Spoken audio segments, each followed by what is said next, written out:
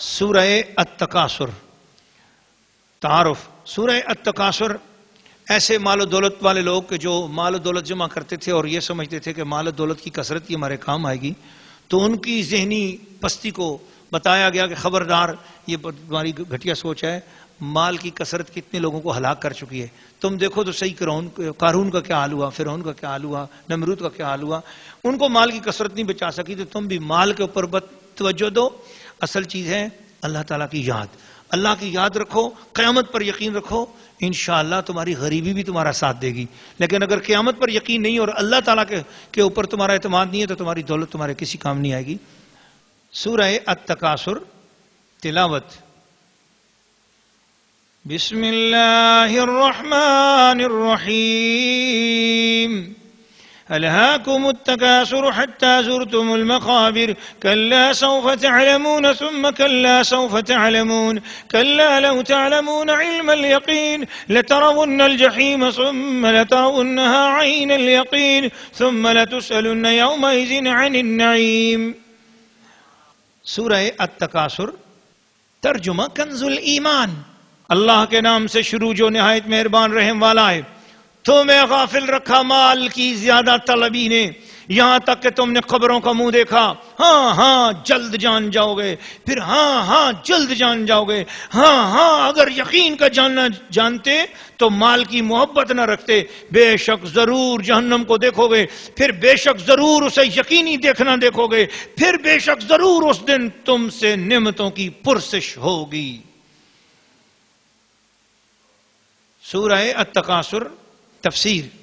ناظرین و ناظرات، سامعین و سامعات، اس صورت کے اندر بے شمار برکات بھی ہیں، بے شمار خصائص بھی ہیں، بے شمار کرامات بھی ہیں. اس صورت سے، اس کو پڑھیں، غور کرنے سے، اس کی تفسیر پر غور کرنے سے بھی دل کے اندر خوف پیدا ہوتا ہے، مال کی نفرت پیدا ہوتی ہے، اور مال کو اللہ تعالیٰ کی بارگاہ میں خرچ کرنے کا جذبہ بھی پیدا ہوتا ہے.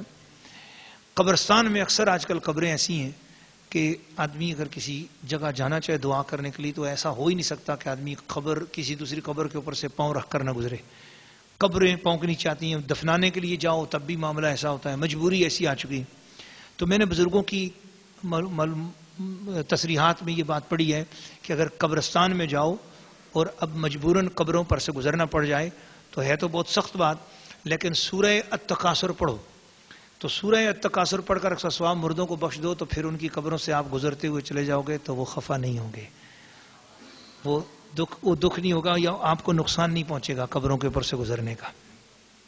یہ کتنی بڑی صورت ہے.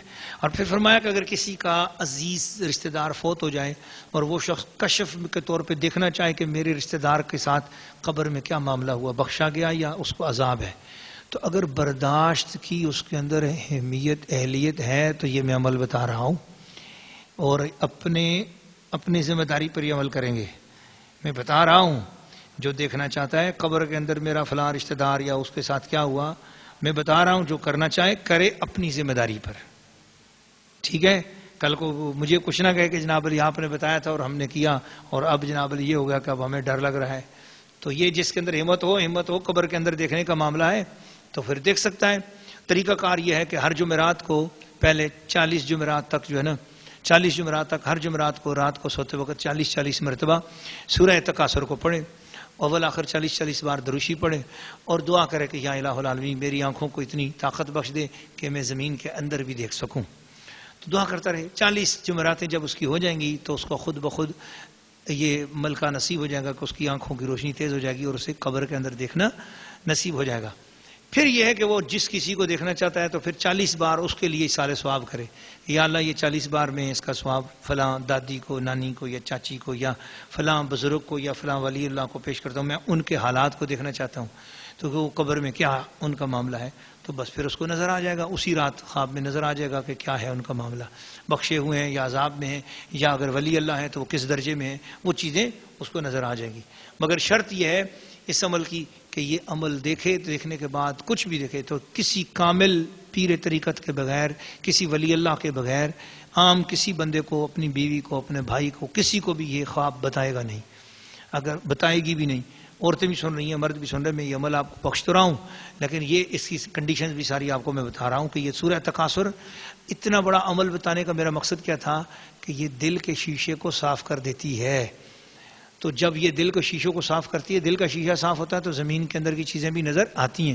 تو اگر آپ کا دل میلا ہے، نماز میں رونا نہیں آتا، دعا میں رونا نہیں آتا، دل خراب ہے، تو بزرگوں نے اس کا علاج بتایا کہ آپ کشف والی بات کو چھوڑو نا، وہ تو جن لوگوں کی ہے ہوئے، آپ اس کو اپنے نفلوں میں الہاکم التکاثر کی صورت کو پڑھا کرو، اس کا ترجمہ سامنے رکھ کر، تو انشاءاللہ دل گداز میں آ جائے گا، پھر نعت میں بھی رونا آئے گا، بیان میں بھی آئے گا، تلاوت میں بھی آئے گا، پھر آپ کو روحانی طور پہ مزے آئیں گے، کیفیت ملے گی انشاءاللہ.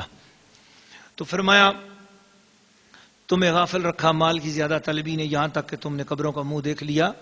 تو یہ دراصل اس بات کی علامت ہے کہ مال کی زیادہ طلب جو ہے نا، وہ قبر کے گڑھے تک بھی انسان کے اندر ختم نہیں ہوتی. ہائے اور آ جائے، ہائے اور آ جائے، ہائے اتنے پیسے اور آ جائیں. تو یہ جو ہائے ہائے ہے نا، اس نے انسان کو خراب کر دیا. لہذا لوگوں مال کے لالچ سے بچو. مال تمہارا وہی ہے جو تم نے اللہ کے رستے میں خرچ کر لیا، قبر میں وہی کام آئے گا. جو تمہارے اپنے پاس ہے وہ تم نے کھا لیا، نہیں تو وہ تمہارے سے لے گا بھی، تمہارے ساتھ جانے کو نہیں دے گا. گھڑی بھی اتار لیں گے، قمیض بھی اتار لیں گے، سب کچھ اتر جائے گا. بادشاہ سکندر جیڑا تختاں دا والی سی، اس دے وی جاندی واری دوویں ہاتھ خالی سی.